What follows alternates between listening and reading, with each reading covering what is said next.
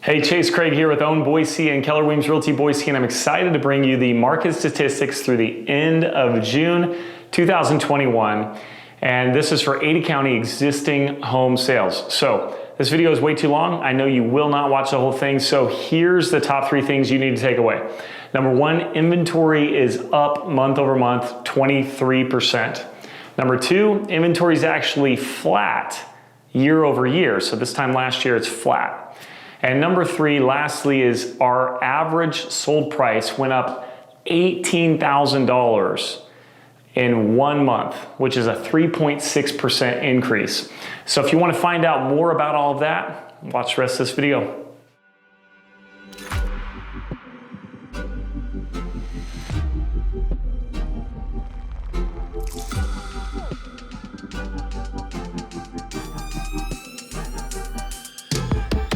All right, so the rest of you nerding out with me to watch the rest of this video, we're gonna dive into all 3 of those things I talked about, and I'm gonna talk about what it looks like to see a market shift or even a crash, because we keep hearing more and more people talk about real estate and bubble. So we'll talk about what it looks like and how you can kind of see it if it was to actually take place. So number 1 was inventory. Inventory is actually up 23% month over month.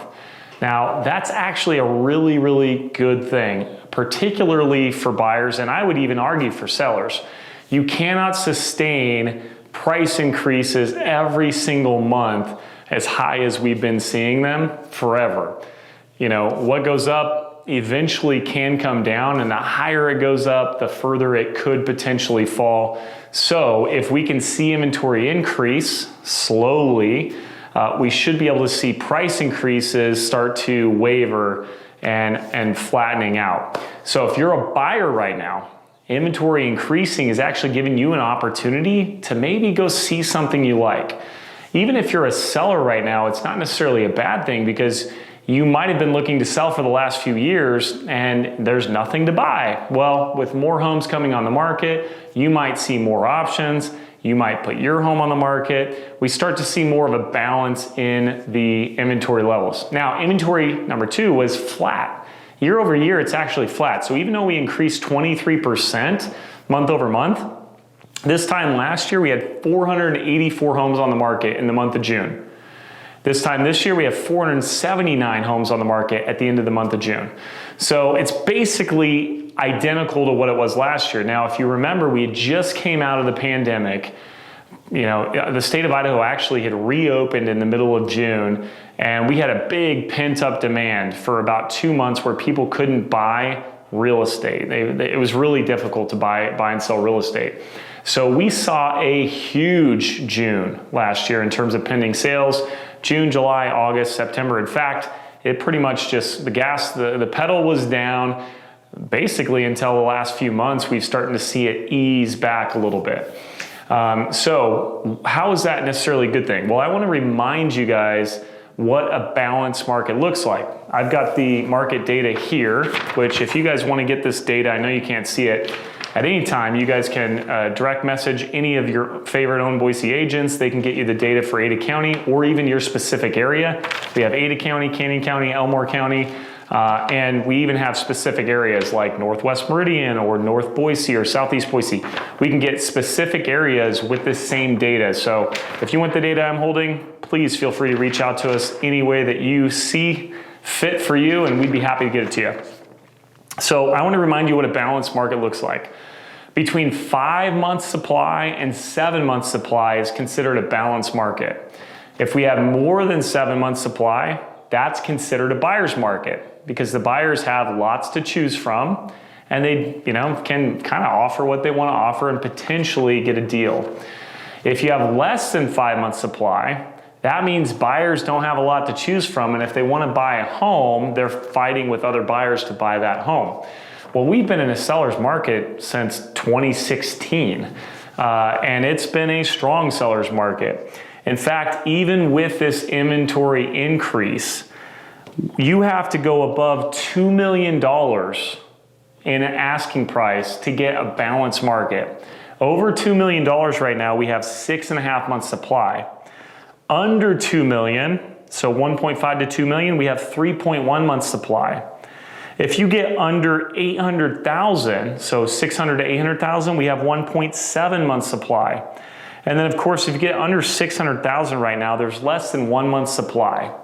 So what does this mean? Well, what it means is right now you can expect prices to continue to have some upward pressure until we start to see more and more months of inventory increasing. So the last one is the sold price. We talked about that in the intro, that the sold price was up $18,000 month over month. Now, if you watch my video through the end of May, the average sold price is $477,000. Right now, it's $495,375. So we're almost $500,000 for an average price. And to put that into perspective, 2012, the average price was $180,000. So you can see how much our area has exploded. Why has it exploded? Well, if you live here, you know why. It's a desirable place to live, and other people are starting to figure it out. So I promised you guys I would talk about this, market crash, or how you can kind of see those things happening. Well, first let's talk catalyst. So the biggest catalyst to causing the market to come down or crash would be rising inventory. And I'm not just talking about 20% month over month.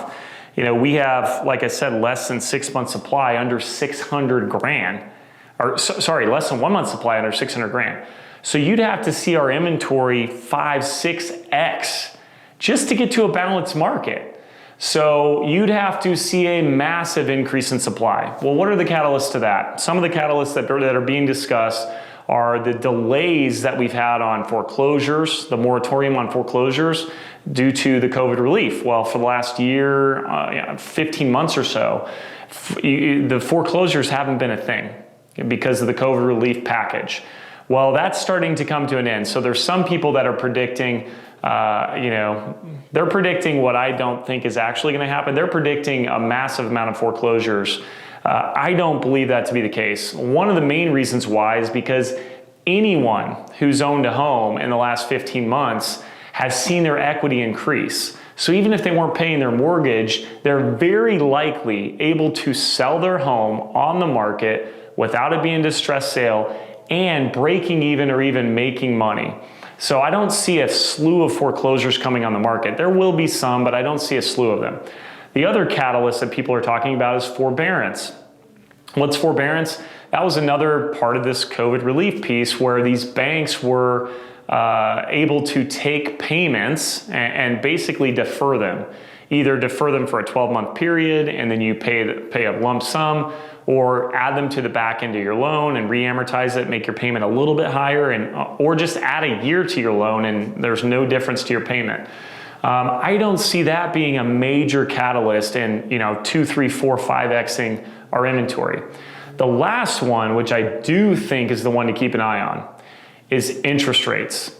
You see, interest rates are the number one reason why people can still afford homes with the average price being $500,000.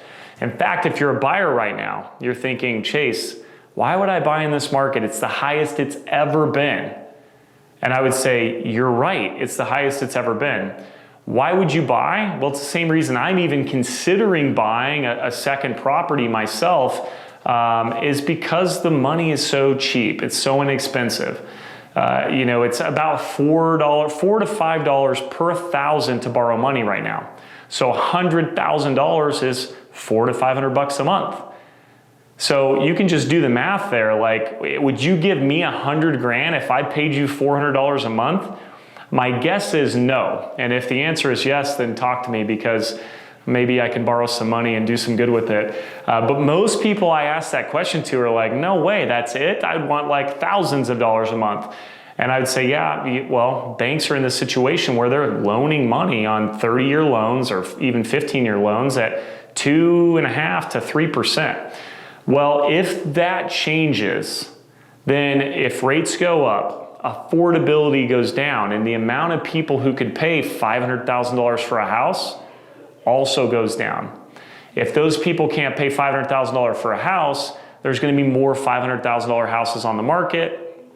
Over time, that can cause prices to have pressure on them, because what happens is inventory goes up and some people are trying to sell. They're like, let's just see if we can sell. And then you have other people that have to sell. They had a death or a divorce or a job relocation or a financial hardship, and they have to sell. And so as inventory is climbing and prices are staying flat or even climbing, what happens is the real sellers say, I can't wait. So they drop their price. And then they drop their price and drop their price and drop their price. And that's how you see the market start to take a tumble. Even when you go back, and I was working in it, believe it or not, back in 2007 and 2008, it wasn't like that prices dropped in half. It was $5,000 a month, $10,000 a month, $15,000 a month. And it just kept doing that for 2 or 3 years. And then ultimately we finally found a bottom, and then the market started to climb back out. So how do you predict a crash in real estate? Watch inventory. What's the number one catalyst that is going to be a factor in inventory? In my opinion right now, it's interest rates. So watch interest rates. That's going to be affecting inventory. Inventory is going to affect pricing. It's just, if you want to get very simplistic, it's supply and demand. And today, we still have way more demand than we have supply. And until that changes, you're probably not going to see that price of $495,000. You're probably not going to see it come down too much. So I'm Chase Craig with Own Boise. If you have questions about the Boise market or anywhere in the Treasure Valley or anywhere in Idaho for that matter, reach out to our team. We'd love to help answer those questions. We'd love to help figure out how to best serve you in your situation. Feel free to reach out. If you don't have a favorite Own Boise agent yet, go get one. Thank you so much for watching this video. Again, I'm Chase Craig with Own Boise at Keller Williams Realty Boise, and we look forward to doing this again next month.